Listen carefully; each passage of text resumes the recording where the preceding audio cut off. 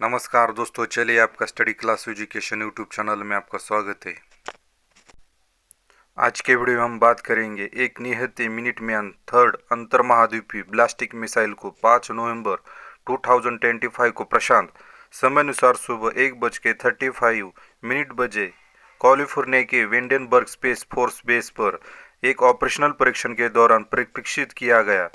US space force की तस्वीर take sergeant track layman द्वारा ट्रंप के परमाणु परीक्षणों पर विचार के बीच वायुसेना ने बिना हथियार के आईसीबीएम का प्रशिक्षण किया। वायुसेना ग्लोबल स्ट्राइक कमांड ने घोषणा की कि उसने 5 नवंबर की सुबह एक निहत्थे मिनटमैन थर्ड महाअंतर्द्वीपीय ब्लास्टिक मिसाइल का प्रशिक्षण किया।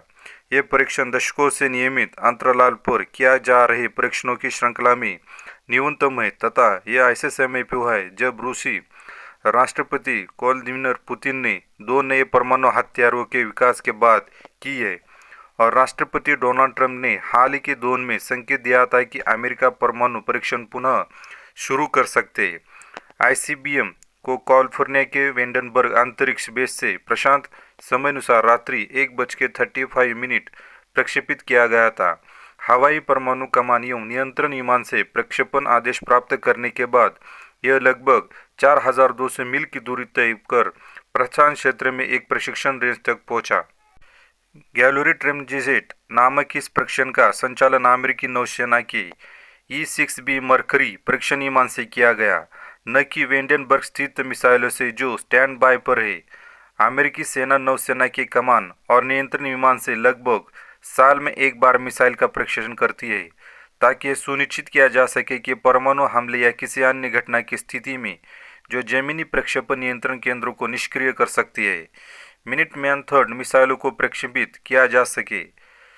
625 में सामरिक ऑपरेशन स्क्वाड्रन के AFGC एयरमैन ने E-6B पर तथाकथित एयरबोर्न लॉन्च कंट्रोल सिस्टम का इस्तेमाल किया है। GT-254 सिर्फ एक प्रक्षेपण नहीं, यह आईसीबीएम प्रणाली के अपने महत्वपूर्ण मिशन को पूरा करने की क्षमता की पुष्टि और सत्यापन के लिए एक व्यापक मूल्यांकन है। समर्पित आईसीबीएम परीक्षण इकाई 576वीं उड़ान परीक्षण स्क्वाड्रन के कमांडर लेफ्टिनेंट कर्नल कैरी ने एक प्रेस में कहा, परीक्षण के दौरान एकत्र किया गया डेटा आईसीबीएम हथियार प्रणाली की निरंतर विश्वसनीयता और सटीकता के सुनिश्चित करने में अमूल्य है। मिनटमैन थर्ड परीक्षणों के लिए वायुसेना अपने लगभग 400 क्रियाशील आईसीबीएम के बेड़े से मिसाइल को निकालती है। 5 नवंबर के परीक्षण में FE Warren Air Force Base क्यूमिक से एक मिसाइल का इस्तेमाल किया गया था और मिसाइल एकल निहत्थे पुनः प्रवेश वाहन से सुसज्जित थी जिसमें वारहेड के बजाय टेलीमेट्री उपकरण लगे थे, जिसे आधिकारिक तौर पर इंस्ट्रूमेंट जॉइंट टेस्ट असेंबली कहा जाता है। सेवा अधिकारियों ने बताया लगभग 30 मिनट बाद पुनः प्रवेशयान मार्शल द्वीप समूह के क्वाजलिन एटो स्थित रिगन परीक्षण स्थल पर पहुंचा। रिगन परीक्षण स्थल आईसीबीएम परीक्षणों के प्रभाव की निगरानी के लिए उन्नत सेंसरों से सुसज्जित है। परीक्षण की देखरेख 377 में परीक्षण एवं मूल्यांकन समूह द्वारा की गई, जो प्रक्षेपण की योजना बनाने और उसे क्रियान्वित करने तथा परीक्षण के बाद डेटा संकलित करने के लिए जिम्मेदार थे।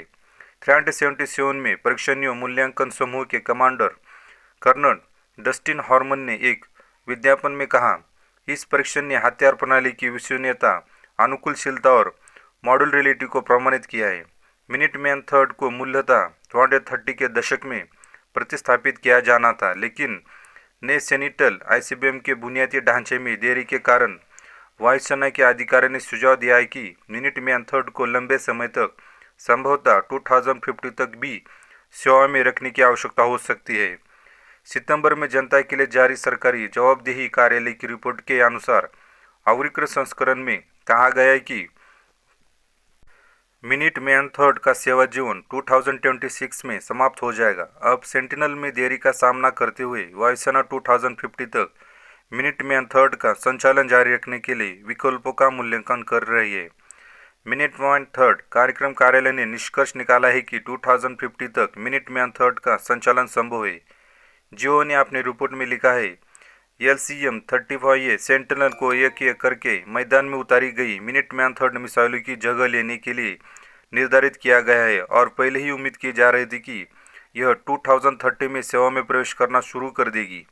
आप यह असंभव प्रतीत होता है और ठेकेदार नॉर्थम ग्रुमन ने जुलाई में कहा कि वायुसेना के साथ कार्यक्रम आधार इकाई पुनर्स्थापना पर सहमत हो गया है। एयरफोर्स ग्लोबल स्ट्राइक कमांडर के नई कमांडर जनरल एस.सी.एल. डेविस ने एक विज्ञापन में कहा है, सेंट्रल हथियार प्रणाली के आधुनिकीकरण के साथ साथ हमें मौजूदा मिनटमैन थर्ड बेड़ी की तैयारी को भी बनाए रखना होगा।